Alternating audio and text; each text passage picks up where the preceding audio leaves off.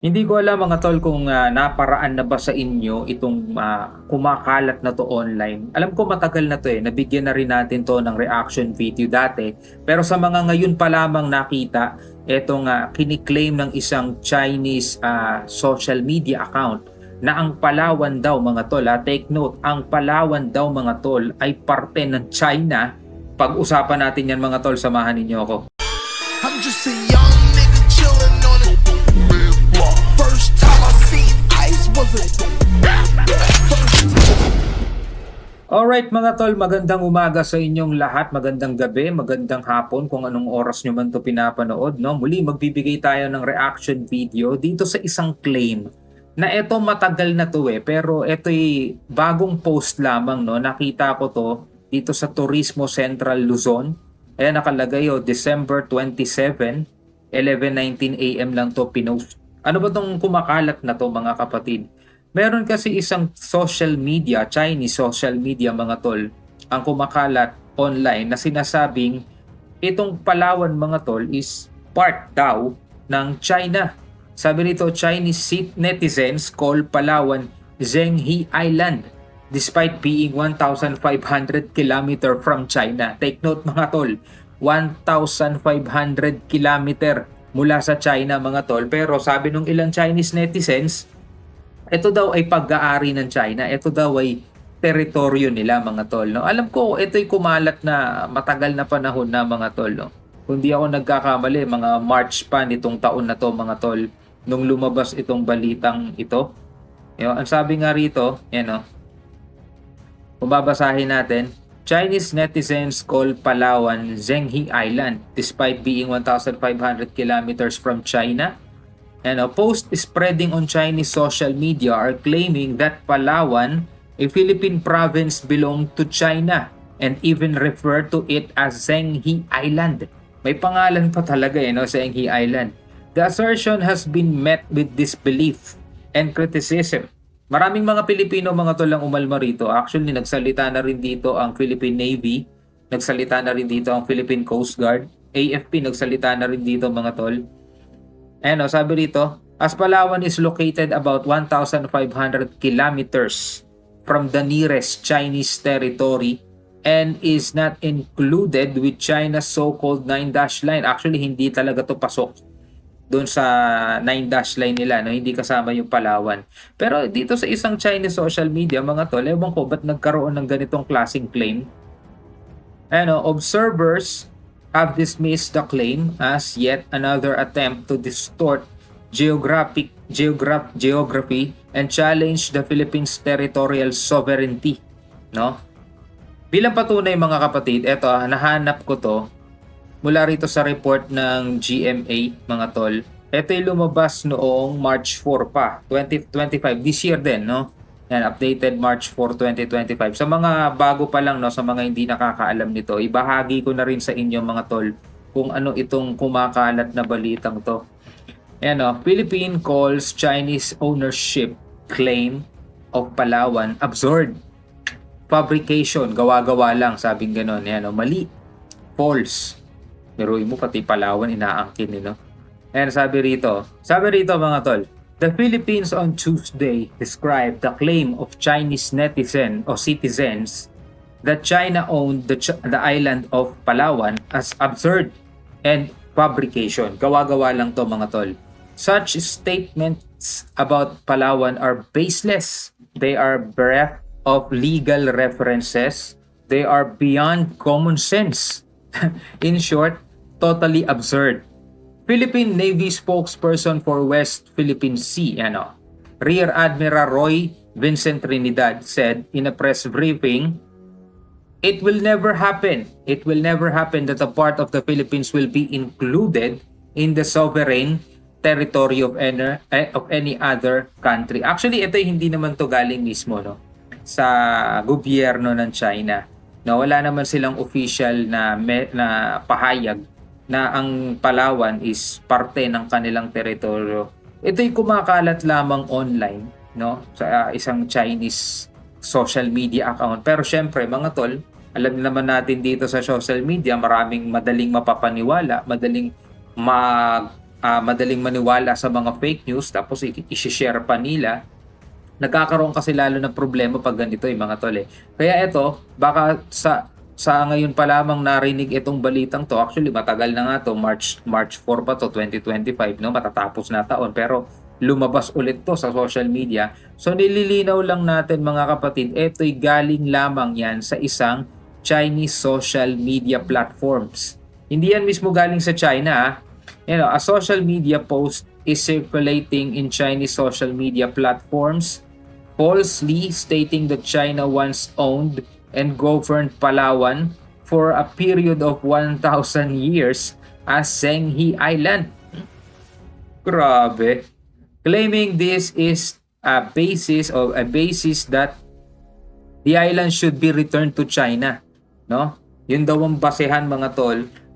Pinangasiwaan daw to o ginoverned ng China itong Palawan for a period of 1,000 years, 1,000 taon mga tol, as Zhenghe Island. Kaya etong claim na daw to ay basehan para ibalik ng Pilipinas ang Palawan sa China. Ako po. Comment nga kayo ba papayag mga tol? No? Comment nga kayo sa ibaba. Tapos tuloy natin. As if such misinformation came from the Chinese government, Trinidad said, in an authoritarian state where social media and freedom of expression is regulated by the government, everything is possible. Tingin ninyo mga tol, may kinalaman nga ba rito ang Chinese government? Kasi sabing gano'n, no? Ask if such misinformation came from the Chinese government. Tinatanong siya kung ito bang misinformation na to ay galing mismo sa gobyerno ng China. Kasi tulad ng sinabi ko kanina, wala silang official na pahayag about dito sa bagay na to. Pero tinanong si Trinidad kung ito bang misinformation na to na kumakalat online is may kinalaman ba ang gobyerno ng China. Sabing gano'n ni Trinidad, in an authoritarian state where social media and freedom of expression is regulated by the government, everything is possible. So, posible. Kasi nga, regulated by government yon, authoritarian government kasi sila mga tol eh. Di ba? Hindi sila ganun katulad nung sa atin, demokrasya, di ba? Pwede mong mura-murahin yung mga namumuno dyan, di ba? Sa kanila hindi. Pag nagsalita ka ng masama laban dun sa mga namumuno nila, bigla ka na lang mawawala. Walang makakaalam kung nasaan ka na, no? Sabi rito ni Trinidad, in a statement, National Security Advisor Secretary Eduardo Año, ito si Eduardo Año naman nagsalita, rejected the claims, labeling this as fabrications intended to deceive its intended audience, para daw lokohin yung kanilang mga target audience. Sino ba yun? Yung mga madaling mauto, mga tol. Sila yung mga target dito, yung mga madaling mauto. We categorically reject the baseless and revisionist claims circulating on Chinese social media that Palawan was historically part of China and should be returned to it, Anyo said. Kaya natin ginagawa ng reaction video to for the sake of mga netizen na ngayon pa lamang natuklasan o ngayon pa lamang narinig etong balitang ito. Ulitin ko mga tol, lumabas to dati pa, March 4 pa nga ito, pero na-post lang ulit ngayon sa social media at baka marami sa inyo ang nakakita. So ito, binibigyan ulit natin ng reaction video. May sagot na rito ang ating gobyerno, matagal na.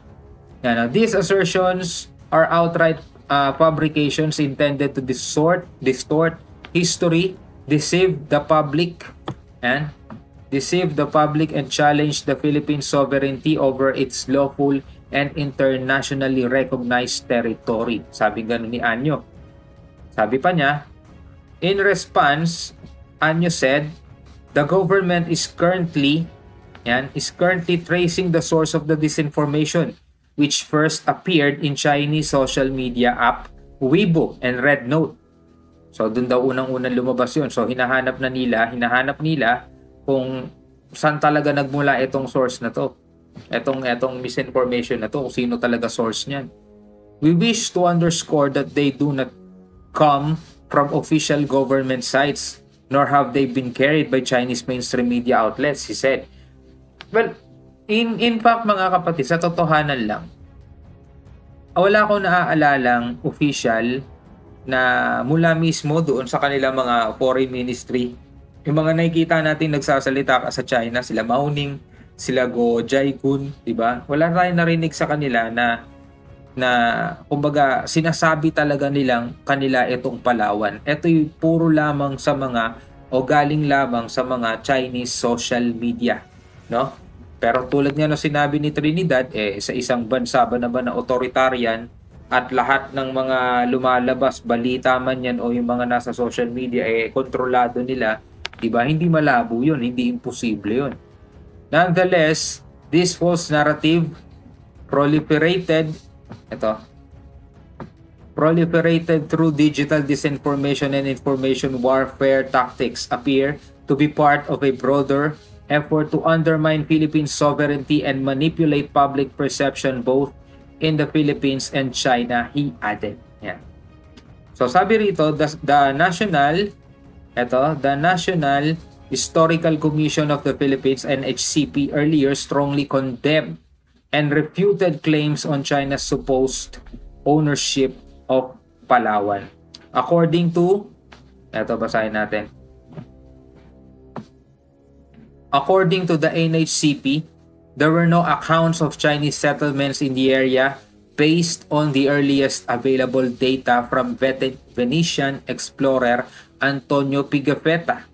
So wala silang makitang basehan o based dito sa sa claim na ito, mga tol. Palawan was already populated with communities of similar cultural affinity with the rest of our archipelago and had made blood pacts with the explorer in what is now Prox Point, no? So ulitin ko, mga kapatid, etong balitang to, etong chismis na to na kumakalat online, matagal na to, no?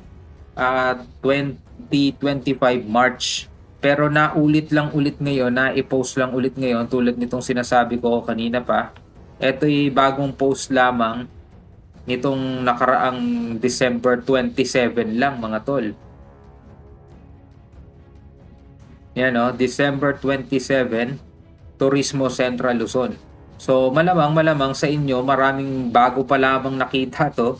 Tulad nito mga nag-comment, mukhang bago pa lang din talaga nila nakita to. Ito, one day ago, let's claim some parts of China and call it Binondo. How about that? Actually, Taiwan belongs to Philippines. The name is Taiwan Province of the Philippines. Kumagante, no? Anyway, mga kapatid, bilang mga Pilipino, ano ang inyong masasabi rito? Comment na lamang kayo sa ibaba. Hanggang sa muli, ako nga pala si Shobaldi. Peace out.